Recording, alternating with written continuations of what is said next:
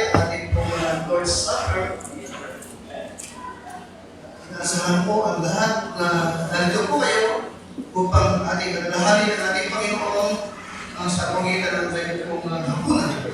1 Corinthians chapter 15. 1 Corinthians chapter 15.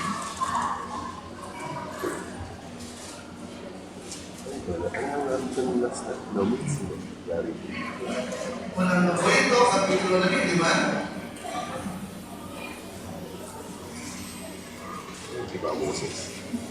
Now, tatandaan po natin, the most important event, ang pinakamahalagang kaganapan sa kasaysayan ng mundo ito ay ang kamatayan ng Panginoong Jesucristo. Amen? Amen? Ang kamatayan ng anak ng Diyos ay nagkataong tao siya upang kanyang bayaran ang ating mga kasalanan. No? Sa pagitan kanyang kamatay doon sa krus ng Kalbaryo. Okay? At na siya po'y nagwika. Kung sinabi niyang, it is finished. Ito po'y deklarasyon.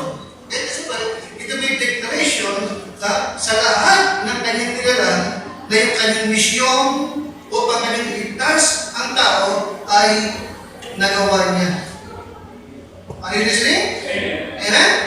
And that God's yung layunin ng Diyos, yung plano ng Diyos to seek the world through Him ay natupad. Nagawa niya. Amen? Amen, Lisa?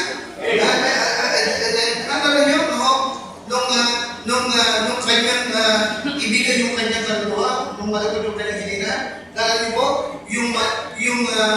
yung kurtina ng templo ay nabiyak sa gitna. Amen. Remember that? Matthew 27:51. Alam niyo ba kung gaano kakapal yung kurtina yun? 6 inches ang kapal ng kurtina. Hindi pa alam sa templo. Okay? Yung kurtina yun ay hanggang naghihiwalay sa tao at doon sa Holy of Holies ng templo. Alisin niyo? Amen. At yung Holy of Holies, hindi pwedeng pumasok doon ang kung sino-sino. Piling-piling tao lang, piling-piling na priest ang pwedeng pumasok. Di ba namin? Amen? Now, nung malagot ko kanyang hininga at nabiyak yung kurtinang napakapal, ito pinakapahayagan ng Diyos na lahat ng tao ay may kalayaan at pwede nang makapasok sa Holy of Holies. Arinig niyo? Amen? Pero, through the death of Jesus Christ. Arinig niyo? Nakapakita lang, okay, na hindi, wala nang pinipili ang Diyos. Lahat ay madaling makakapasok sapagkat nabayaran ng Kristo yung ating kasalanan. Dahil natin ang pwede lang ang pumasok doon sa Holy of Holies kasi ulit. Dahil Kristo hindi na pinili lamang. Di ba namin? Ngayon, sino ang pwede na makapasok? Kung mananampalataya lamang sa ginawa ni Kristo sa krus ng Kalbaryo. Amen? Kaya naman sabi, kaya nga, the most important event in all history and eternity is what? The death of Jesus Christ on the cross. Now, in 1 Corinthians 15, verse number 1 to number 20,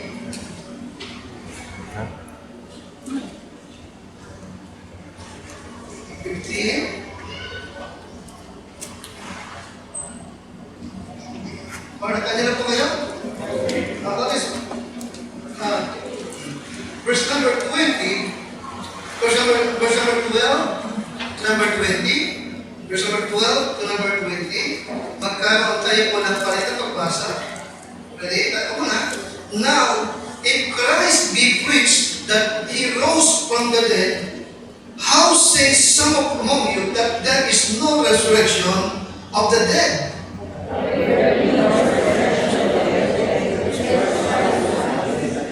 And if Christ be not risen, then is our preaching vain, and your faith is also vain.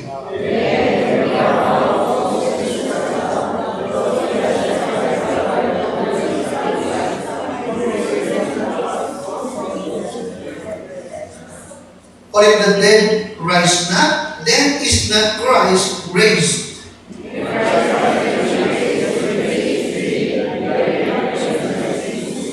Then they also which are fallen asleep in Christ are perished.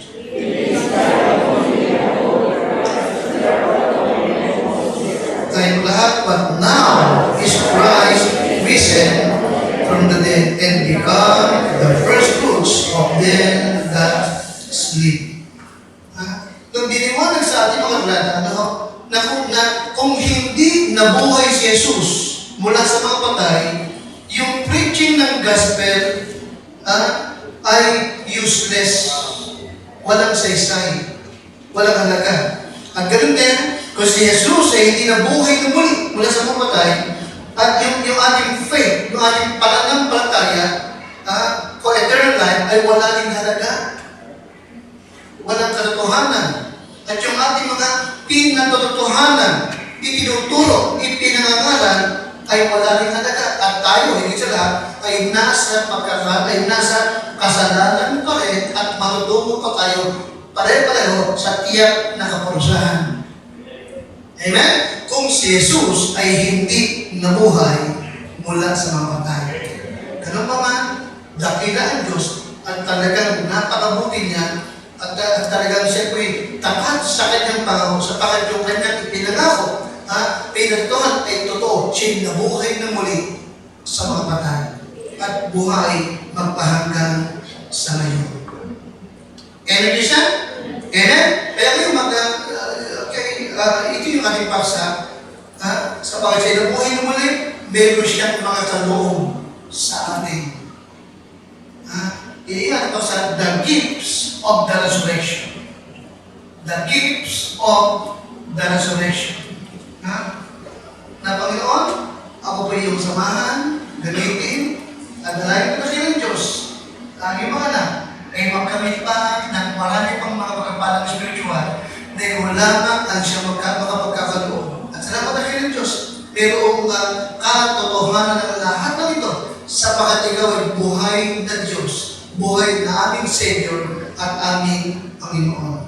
At gamitin mo lang ako, bakit na kayo Diyos, iniginit ko ito sa pangalan po ng aming Panginoon Jesus. Amen. The gifts of the resurrection. Number 1, that is verse number 17, ang pangunahin nating natanggap sapagat yung ating Panginoon ay nabuhay na muli mula sa mga patay. Verse number 17, nandiyan kayo? Hindi mas Tagalog. At kung si Kristo ay hindi muli binuhay, ang inyong pananampalataya ay walang kabuluhan. Kahit nasa inyong mga kasalanan pa. Ganun pa man, salamat sa pagkatsin na buhay na muli. Yes, we are forgiven for our sins. You follow me? Sa pagkatsin na buhay na muli, anong kaloob niya? Pakilakas? Yes. Tayo ay napagtawad na sa lahat ng ating mga kasalanan. Okay? Yes, we can say positively that because of the resurrection, we are forgiven. Yes, we are forgiven for our sins. Yung gano'n na sin question is what settled. Amen, Bishop? Amen? Okay, wala nang hatol sa mga nakay Kristo. Bakit? Sa pag siya nabuhay muli mula doon sa mga patay. You see that? No. Kaya, ito yung inuno natin. No? Kasi ito yung basic needs. At ito yung talagang pinakahahangad, pinakananasan ng napakaraming tao ang mapatawad sila sa kanilang kasalanan. Kahapon, punta kami ni Baratong na maupan. Doon pala kung sa Sinilua, Luciana, kung hindi ka nakakarating sa pupuntahan natin. Sarado yung klasada. Hindi umuusap, pero banda mo rin. Pinaikot pala kami sa may bangin. Lahat, nag-iikot sa akin, napakadami. Pag-uwi namin, gano'n pa rin. Sa may bandang Sampalo, sinarado na kasat, pinaikot na sa akin. Anong dahilan? Ang dahilan is bakit meron silang mga seremonya, ritual, at religion. Bakit? religion o ano pa man. No, anong dahilan ng mga seremonya nito? Anong dahilan ng observance ng Holy Week ng maraming tao? Naghahanap sila ng kapatawaran. Inaakala nila na sa kanilang mga ginagawa, mapapatawad sila sa kanilang kasalanan. Ang hindi nila alam ay ang katotohanan na without the shedding of blood is no remission. Amen? Kung walang pagkabuhos ng dugo, walang kapatawaran. Hindi yung penitensya, hindi yung misa, hindi yung mga pangingiling kapag Holy Week. Hindi ito ang makapag-aalis ng kasalanan. Dugo ni Jesus ang siyang panglunas. Amen? At salamat na po siya muli. Tandaan dito, yes, we are forgiven for our sins. Now, listen to this, tandaan niyo po, ito yung nakikita na, okay? That now, sapagat napatawad tayo, naligtas tayo, anak na tayo ng Diyos, di ba? By faith in Christ, now, the foundation, lahat ng Christmas, kasi napatawad tayo eh. Kung hindi tayo napatawad, yung mga blessing wala sa atin. Okay? The foundation for every other blessings from God is that God won't hold our sin against us. Tawag niyo po? Pakibasa naman ng malakas. The foundation for every other blessing from God is what? That God won't hold our sin against us. Hindi na niya nakikita kayo yung ating kasalanan. Kaya ngayon, hindi lamang ligtas ka, kundi pinakikinggan ka niya pag nagpe-pray ka. Nagkakaroon ka ng blessing, bine-bless ka niya. Nakikinig ba kayo? Nagpe-blessing ba kayo sa Diyos? Hello! Pinagpapala tayo, Lord! And that naman yung the very one is what? Napatawag tayo. Amen? Pag hindi na isusumba, uungkapin pa ng Diyos lahat ng ating sala. Bakit? Because we are totally forgiven. And their sins and iniquities will I remember no more. Bakit? Sapagat naman yung Kristo at nabuhay ng muli. Ibig isa? Nabuhay siya muli. We are forgiven. Amen? Ito to. Kung hindi ito, baka tayo kabilang pa rin ito sa mga nag-observe dito mga nagkakanan. Salamat, nakaunawa tayo. At sigurado tayo, napatawad tayo sa ating mga kasalanan. Dito po, isang paboritong karata ko ay yung Psalms 130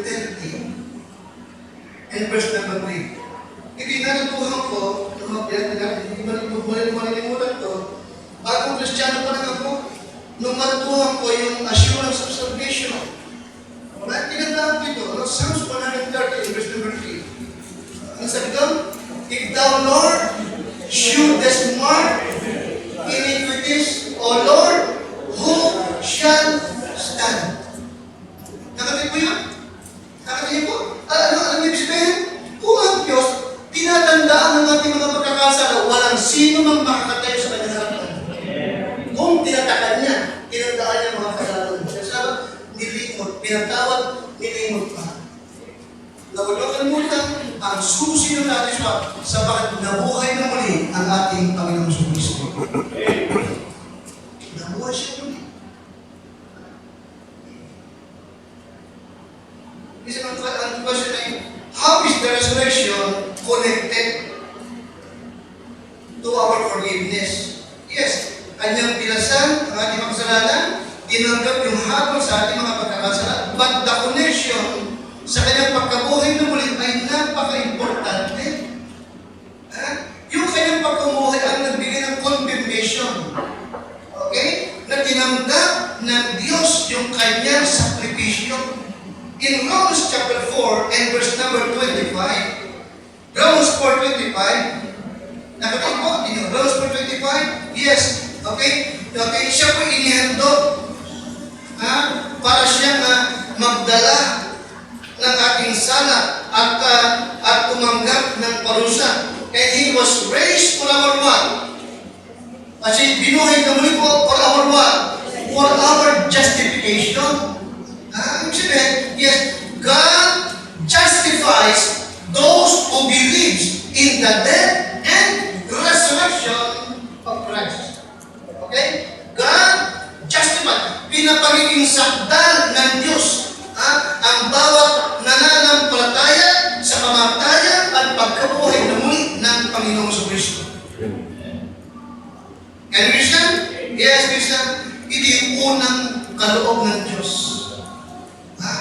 hindi po ng kaloob ng kanyang pagkabuhay ng muli. We are what? Bakit we are?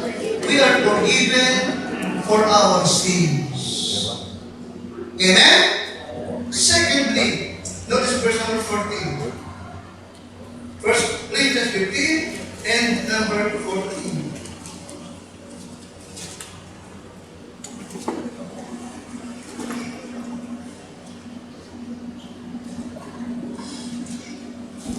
Meron ko isang article na nabasa, ang nakalagay ay, yung resurrection of Christ ay celebration for our justification. Maganda, hindi ba? Kasi hindi tayo sigurado na napatawag tayo kung siya hindi nabuhay. Nakikinig ka sa akin? Pero sa mga siya nabuhay ulit, maraming witness na kanyang pagkabuhay ulit. Sigurado, diyak tayo, ligtas tayo. Amen? At napatawag pa. Verse number 14. Kaya, at kung si Kristo ay hindi muling kinuhay, ay walang kabuluhan ang aming pangangaral. Itong ginagawa ko, walang nagagat ako. Kasi hindi nabuhay na muli. Amen. Ha? Okay? At wala rin namang kabuluhan ang inyong pananampalataya. Useless, empty, yung ating faith kung siya hindi nabuhay na muli. Amen siya? Amen? O anong halaga ng pagpunta mo rito para sumamba kung siya naman hindi nabuhay na muli? Are you with me? Listen. At sinong tatawagan mo para humingi ka ng tulong kung siya hindi nabuhay na muli? Sinong Diyos ang didinig ng prayer mo kung siya hindi nabuhay? Follow me? Amen? At itong Bible na ito, useless. Tama ba? Kung siya hindi muli nabuhay. Every Sunday, Sunday morning, Sunday night, forgiving, nag-o-offering tayo. Pagbuhan. Kung siya hindi nabuhay, walang kapuluhan. Amen? Now, bakit natin hinahamon ang mga tao natin? Ligtas ka na? Bagong nilalang ka na? Nagbago ka na? Talikuran mo, iwan mo na ang iyong mga kasalanan. Kung siya hindi nabuhay na muli, walang kabuluhan yung sakripisyo natin. Kung siya hindi muling nabuhay. Christian, ito yung ikalawa. The gift ng resurrection. Our faith is well founded. Pakibasa mo yung pangalawa? Our what? Yes. Yung ating paniniwala, yung ating pananampalataya ay tama at matibay at matatag. Kaya Christian, dahil sapagat yung Kristong ating Savior, at ating Lord, ating sinasabat, pinipinikulat ay what? Buhay na tagapagligtas. Yes, our faith is well founded. Well founded. Hindi tayo nagkamali. Tama tayo. Amen? Well founded. We can say positively that because of the resurrection, our faith is what? Well founded. And because of the resurrection of Christ, there is someone we can trust absolutely. Tama ka? Amen? O tama ba sabihin na deep in the heart of every person, naghahanap sila for someone na talagang maasahan nila anuman ang maganap, na hindi sila bibiguin. Naghahanap ang tao ng pagtitiwalaan na laging nadiyan kapag kanyang kailangan. Yan ang hanap ng tao. Salamat sa Lord. Sapagat siya nabuhay na muli, tama yung ating inaabig. He was there all the time. Amen?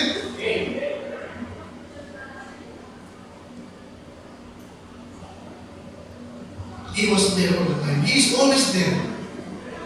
Kaya minsan, maasahan mo. Yung pangako niya, tama, totoo. I will never leave thee, nor forsake thee.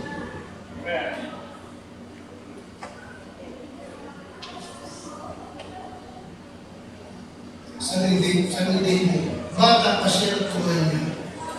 The Lord is my shepherd, I shall not want. Amen? Natutuhan niya na, kahit ako'y dumaan sa siping ng kamatayan, wala akong katatakutan naman sapagkat ikaw ay suma sa akin. He was there with us. Our faith is well founded.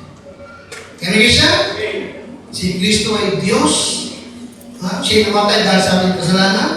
Nabuhay siya muli. He is the way, the truth, and the life. Walang sino mang ibang tagapagligtas maliban sa Kanya. Amen? Amen? Yan ang ating faith. At ito po'y tunay, totoo, at matibay. Amen? Siya'y buhay, magtahanggan sa Kanya, at walang sino man ang nakapagbubulaan na buhay ng Kristo ating pinagdilig ko lang. Our faith is what? Well founded. Well founded. Kaya nga, kung may pagdududa ka pa sa iyong mga dati natin, lagi mong tandaan, si Jesus ay nabuhay na muli. The death of Christ proves, una-una, His love for us. Pangalawa, and His resurrection proves His power over every enemy of life. Ito yung isa na ba? Ang kamatay ni Jesus ay nagpapatuloy lamang ng kanyang walang hanggang pag-ibig sa atin. At yung kanyang pagkabuhay na muli ay nagpapatuloy naman ng kanyang kapangyarihan laban sa lahat ng mga naranasan natin hirap sa mundong ito. May Kristo, may Diyos na tutulong sa atin. Amen? Walang dudang inibig tayo. Naghandog siya ng buhay sa atin. Pagdududahan mo ba yung mag-ibig? At wala na yung duda na siya makapangyarihan bakit nabuhay siya muli mula sa mga patay. Yes, Christian. Jesus is alive to be trusted. Ano yun, okay? Pakibasa ang malakas, Jesus what? Yes, He is alive to be trusted. Amen? Sabi ko, minsan ko sa isang pusap ko, alam niyo, maraming tao, isa kahit mga leader ng simbahan, kapag binanggit na si Kristo ay namatay dahil sa ating kasalanan at nabuhay muli, para bang ang kanilang parang yung itinuturo nila na Kristo ay nabuhay nung libong taon na nakakalipas. Ano ba yung kalimutan? Pag sinabi nabuhay siya muli, ang ibig sabihin, buhay siya magpahanggang sa kayo at siya narito ngayon. Amen. Amen? Yung Kristo ating pinag-uusapan ay hindi Kristo ang buhay lamang.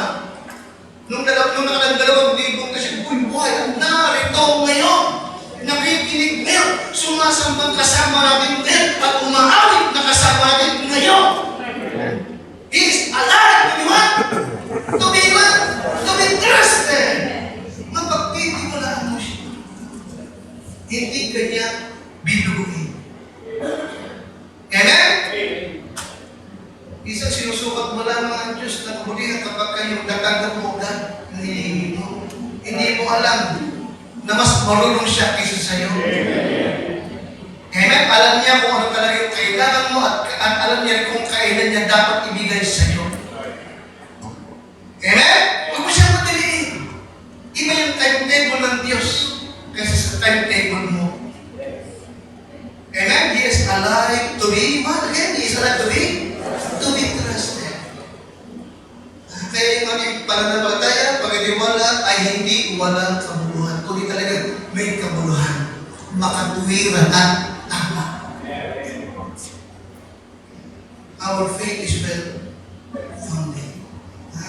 Okay? Nakikinig sa aking pananangin, ang ating servisyo ay hindi walang halaga at magpahanggang sa kanya, nagliligtas yan ng mga kaluluwa. Kaya ngayong umaga, kung meron pang isa o dalawa sa ating gitna na hindi ka patiyak na kapag namatay kayo sa langit ka pupunta, ngayon ang araw para maligtas ka. Si Jesus ay buhay. Kung tatagapin mo, tatahan sa iyo at bibigyan ka ng buhay na walang hanggan. maliligtas na. Pangatlong bagay na gifts of the resurrection, verse 15. Verse 15.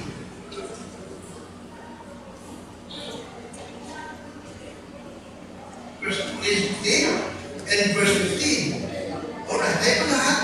Yeah, and we are found false witnesses of God because we have testified of God that He raised up Christ whom He raised not up, if so be that the dead rise not. You see?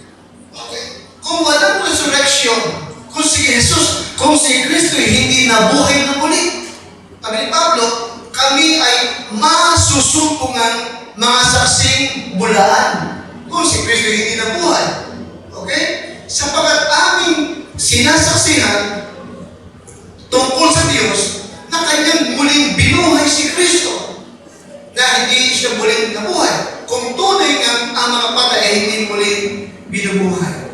Ikatlong bagay na gift ng resurrection is what?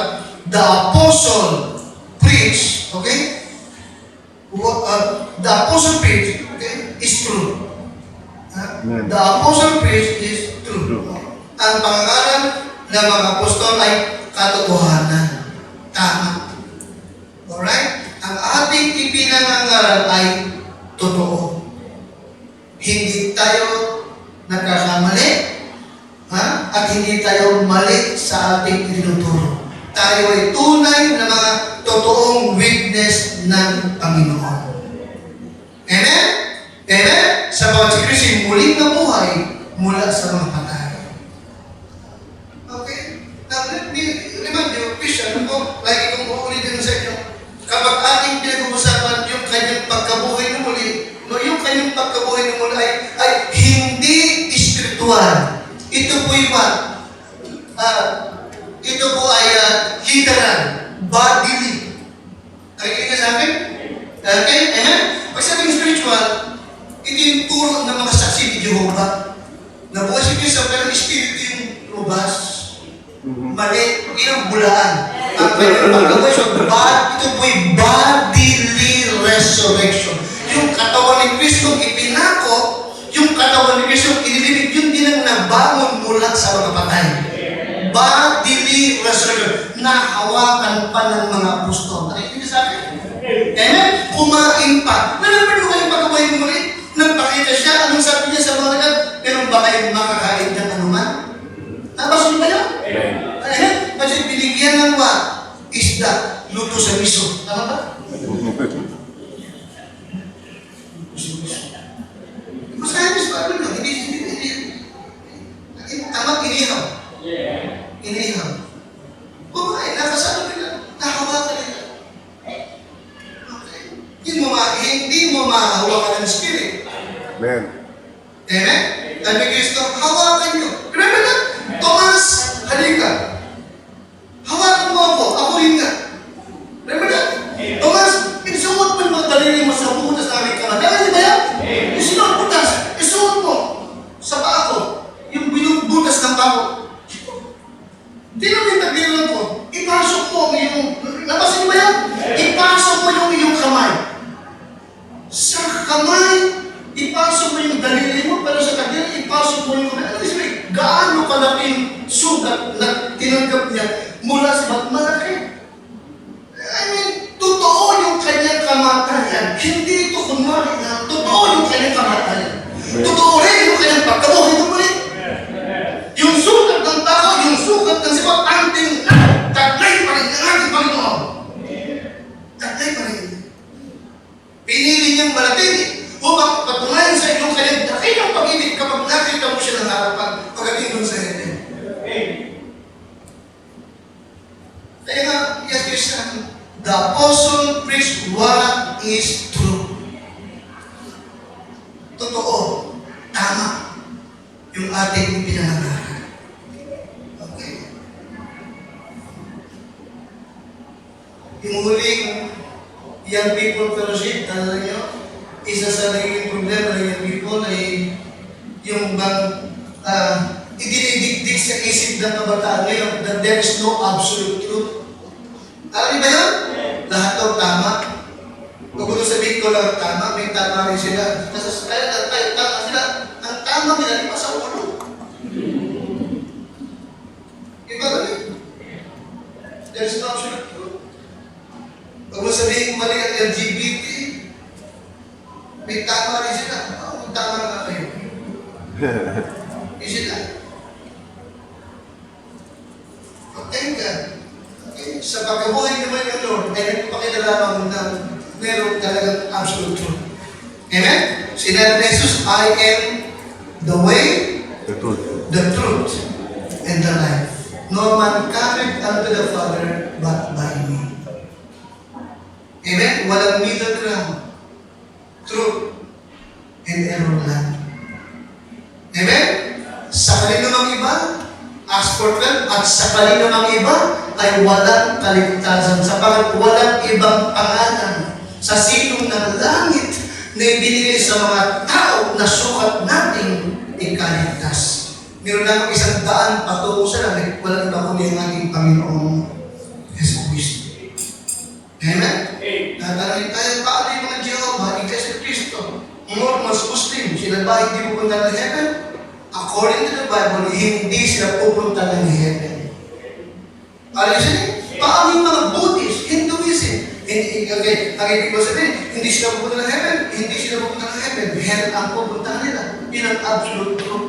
Amen. There is no other way maliban sa ating Panginoon sa Kristo. Paano yung mga Katoliko? Ang kanilang paniniwala ay komunyon, ostya, ano pa? Misa. Ang makakapagpatawad, masakit pa sabihin sa pag marami tayong kamag-anak, kada deboto ka tayong bansa, hindi sila pwedeng pumasok sa heaven, maliban magsisi sila at tanggapin nila si Kristo na nag-iisang tingapagligtas. Maliwanag na sa Kristo, I am the way, the truth, and the life. Ako ang daan, ang katotohanan at ang buhay. Sino man ay hindi makapupunta sa maliban sa pamamagitan ko. There's only one God and one mediator between God and man, the man, Christ Jesus. There's only one mediator. There's only one God and one mediator. Hindi pwedeng dalawa. There's only one God and one mediator. Si Kristo lang. Kaano ka magkasama? Kaano magkalan yung kasalan? Kung tunay lamang na mananalig ka kay Jesus, mapapatawad ka, maliligtas ka. Sapagat siya'y nabuhay na muli.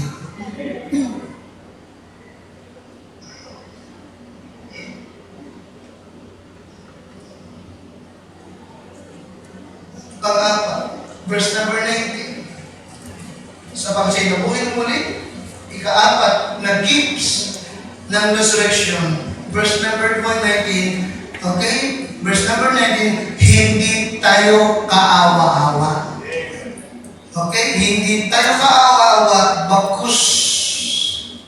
Ito nila, bakus. Dapat nga tayong kaingitan. Amen. Okay? Pakibasa nga, kung sa buhay lamang na ito, ngayon, sa mundo ito, tayo umaasa kay Kristo, ay tayo sa lahat ng tao, Ama, lalong kahabag-habag. Bakit daw kahabag-habag tayo kung si Kristo hindi na buhay na muli?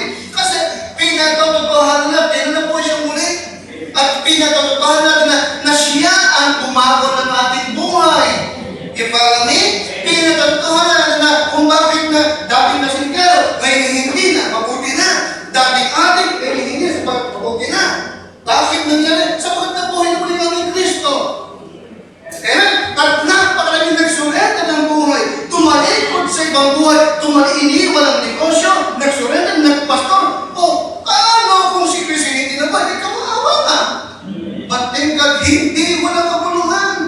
Ang lahat na nito, at hindi tayo kawaawa, kung sila ang kawaawa, at tayo dapat ang kaingitan.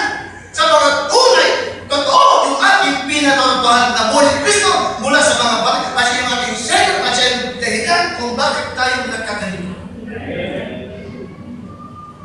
We are to be empty. Our preaching is not in vain. Amen? Because what? Meaningful, valid,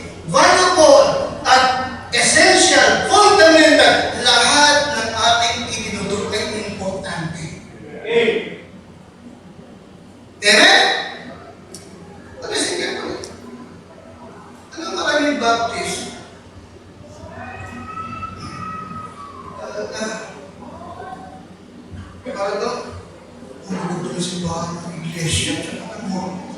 Ang iyaman. Eh, hindi ka mo ng mga animal na yun. Kasi na, ang dapat talagang very in order. Ang pwede mo.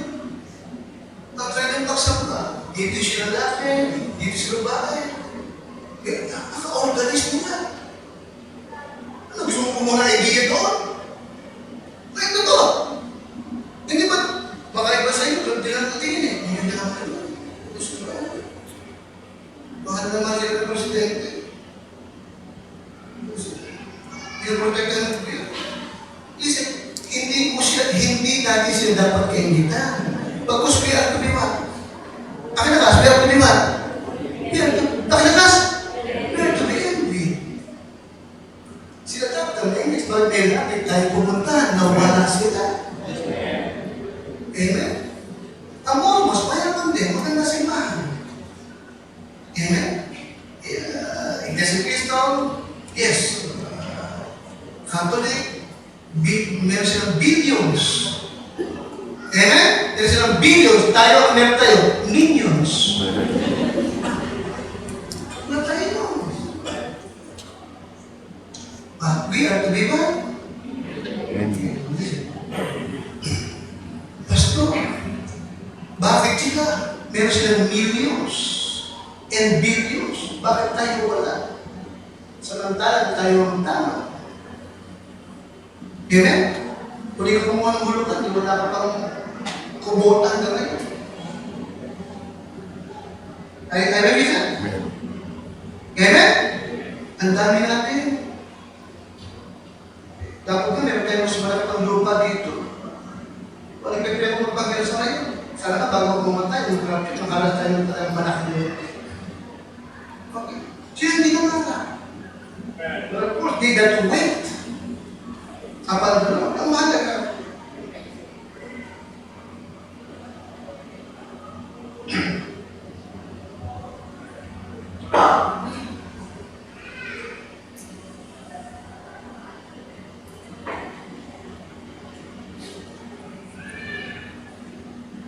Ang mahalaga, naiiwan tayong may Diyos na nakikinig sa atin. Amen. Alam niya kung kailangan ko na alam. Bakit tayo walang video? Bakit sila? Meron. Yeah. At yung mga pinuno nila, kakagdagan ng bahay. Di ba? Nakapagbabakasyon ko sa saan. But remember, kasi, yung, ikatlong temptation ni Satan sa Lord. Ha? Alam niyo ba yun? Sa Matthew chapter 4, isinama siya ni Satanas sa mataas na templo. At sa loob ng saglit, ipinakita ni Satanas yung lahat ng kayamanan, karangyaan, at kalawalatian ng mundo. Remember that? Now, anong sabi ng Satanas sa Panginoon Madalari? Lahat ng kayamanan yan, ibibigay ko sa iyo. Ano dapat? Kung luluhod ka lang sa akin. Diba na? Ang sabi ni Satanas, lahat ng kayamanan yan, ibibigay ko sa iyo. Alright. Then, bakit hindi sinabi ng Panginoon, paano mo bibigay sa akin samantalang ako ang creator? Paano bibigay sa akin samantalang ako ang creator, ako ang akin na? Walang binigay ka gano'n ng Panginoon. Remember? You know why? Sapagkat naagaw ni Satanas kay Adan yung what? Land item. Nakinig ba ako? Amen? Kaya talagang kay Satan ang lahat ng kayamanan ito. You see? Pero babawin ng Lord sa kanyang muling pagparito. Amen? Okay, ngayon. Talagang ko. Anong in-offer ni Satan sa Panginoon? Kululuhod siya. Ano yung bigat? Yung kayamanan ng mundo. Hindi tinanggap ng Lord. Amen? Hindi tinanggap ng Lord. Tama? Pero tinanggap niyo. I-penis mo na. Ano siya? Ni Pope. Sino ba? Joseph Smith. Sino ba? Lahat ng mga leaders ng mundo.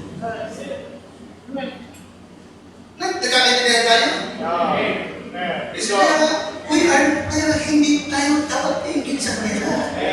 Pero sila nga dapat sa may langit tayo pupuntahan. At tunay yung Kristo ating sinasamba, di pinangalan. Amen? Huwag yung kalimutan, tayo pilgrims and strangers lamang sa mundo ito. Even Abraham, amen? Tinawag na kaibigan ng Diyos. You follow me? Pero nung namatay siya buhat, naglalakbay. Amen? Told the lamang po. Tama?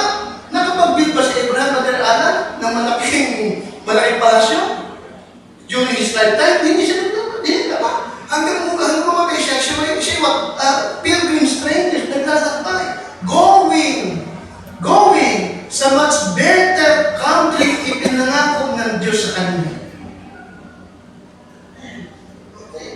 Pero siya, don't forget, sa pagkasin na buhay muli, we are to be envied. Our preaching, our faith, our service, what? Very important, very meaningful.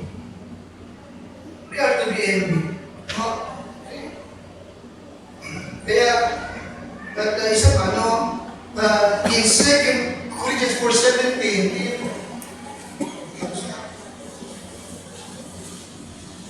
sapagkat ang aming magaan kapigatian. Kasi yun? Nakati po yun?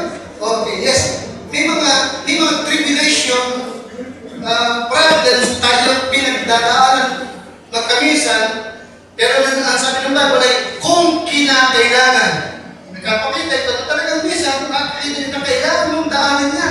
Kailangan mong maranasan niya. Pero lahat kayo, anong klaseng kapigatian? Anong klaseng kabigat? Magaan lamang. Bakit magaan lamang? Bakit magaan lamang? Bakit? Ano nga ang pagdaanan ng kabigat ay magaan lamang? Ano dahilan? Ano dahilan? Because Jesus is what? Alive. Kasama natin siya. Okay?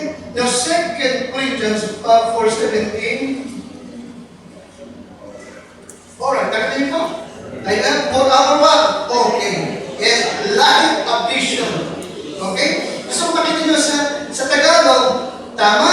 Sa Indians, higit na tama. Life. For our life affliction, which is but for a what? For a moment. For a moment, man. Worketh for us, what? A far more exceeding what? Oh, okay. An eternal weight of glory. Ito yun. For a moment. Kaya, if Christ is the grace, then living for Him, doing what He says, following His way, is a great delusion. Yun ang isang ibig kong sabihin. Bakit tayo kabahak-kabak kung sa ikinubuhin muli? Nagabas talaga na tayo parang nasiraan lamang at ang ating faith, ang ating belief ay parang pantasya lang. Alam lamang. But thank God, okay, isang katotohanan. Hindi tayo kawawa because we are to be envied. At hindi rin tayo nagsayang ng panahon, oras, salapi, buhay, hindi tayo nagsayang. Amen? Amen? Kaya, kita mo, sa 1 Corinthians chapter 15, ang pinag-uusapan ay what? Resurrection. Nakikinig ka sa akin? Amen? At maraming ulit na binigay na hindi walang kabuluhan. Maraming ulit. At pagkatapos, ang pinaka-conclusion ay verse 58. Nakalimutan ba yung correction? Amen? Now, paano ikinukulog ni Pablo ang lahat? Makalakas niya? Sapagat sa inyong buhay na muli, mula sa mga patay, buhay ang ating Kristo. Ano ang sabi ng 58? Tayo lahat, kaya nga, mga kapatid kong minamahal, kayo ay maging manatahak, huwag kayong makilos, at laging sumasagana sa gawa ng Panginoon, sapagkat nalaman ninyong hindi walang kabuluhan ang inyong mga gawa sa Panginoon. Sa King James, ano sa King James? Therefore, my beloved brethren, be steadfast, unmovable, always abounding in the work of the Lord, for as much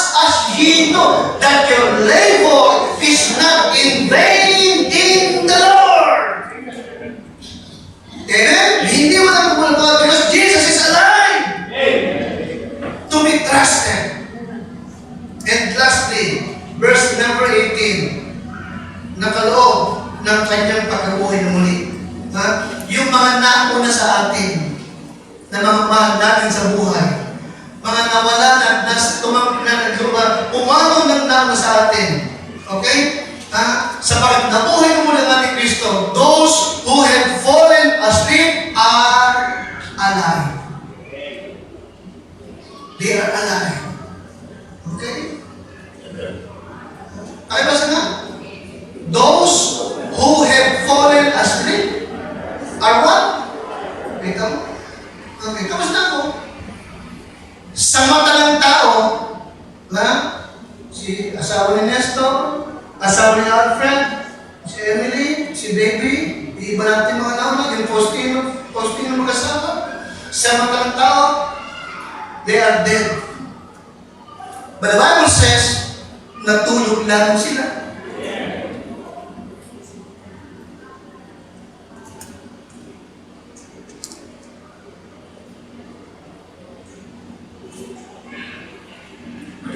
Hindi ba?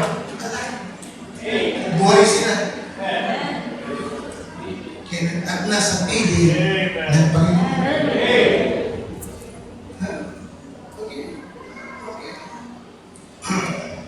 Kung sila tulog, yung kanilang pagkatulog, they enter into the joy of our Master.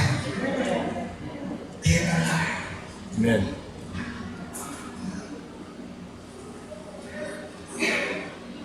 Kaya, hindi wala kabuluhan. Magtapat ka lang sa Panginoon. Hindi wala kabuluhan na magsuko ka ng buhay. Hindi wala kabuluhan na maghandog ka sa Kanya. Nagre-response. Amen? Tumutugon. Amen? Ang ating Panginoon sa lahat ng ating ginagawa sa Kanya. Amen? Kaya tama lang talaga kung sabi ng Bible, kaya sa pangalan ni Jesus, luluhod ang lahat ng mga tuhod na nasa langit, nasa ibabaw ng lupa, at maging nang nasa ilalim ng lupa. At ipapahayag ng lahat ng lumig na si Jesus ang Panginoon. He is alive. Amen? Tayo natin tumayo muna natin.